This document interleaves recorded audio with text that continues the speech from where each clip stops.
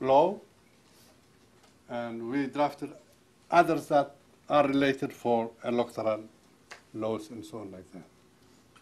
Unfortunately, when we were preparing for this, the war came. The Ethiopian invasion came, and we were put into a problem. Up to now, this has not been solved. And therefore, it is really very difficult for us to have election on the other side, to feed the people on the other side, and also to fight the enemy. But definitely, I would like to assure you, we are for democracy. We didn't vote for nothing.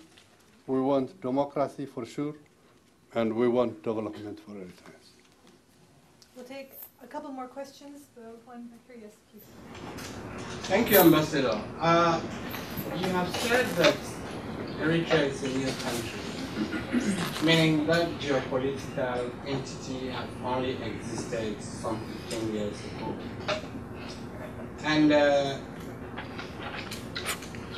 what I want to know is, before the 1890s, what did the region called Eritrea look like vis-a-vis Ethiopia and Djibouti?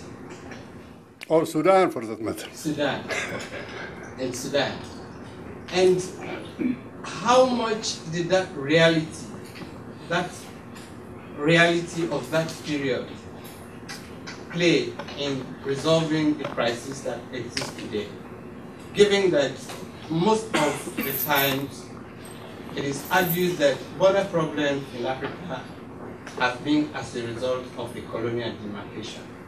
So how did the reality of the pre-1890 influence, or to what extent did it influence the border dispute today? Eritrea has lowlands in the east and lowlands in the west, and most of them are Muslims on these lowland areas. On the highlands, we have the Christians. Before the Italians or the scramble of Africa, which they agreed in 1885 in Berlin conference to divide Africa. That was the start point. We were under the Turks, in particular the eastern part of Eritrea was occupied by the Turks for about 300 years. And then, after the Turks, we were under the colony of the Egyptians, but only the eastern part of the country, which are the coastal areas. The other parts of the country, there were chiefdoms and sheikdoms, which fight against each other. Like any African country, we shouldn't take it a special country. It is an African country, and it has an experience of an African situation. But to come to your point, when was the boundaries finally demarcated or delineated? It's after the colonizers came into Africa. Even Ethiopia itself was not Ethiopia as the one that we see today. Kenya, it's not the Kenya that we see today. Nigeria, that was a different one.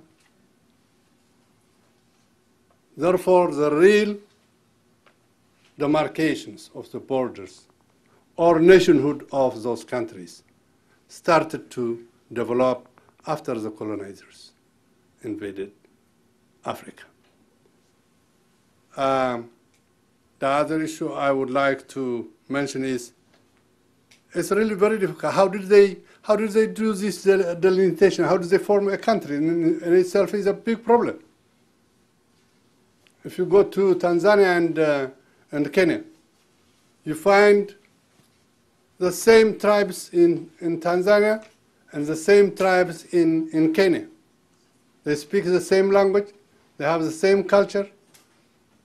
They visit each other. They are relatives, but half of them are on the other side, and half of them are on the other side. So the situation of Africa, African countries in particular, is this.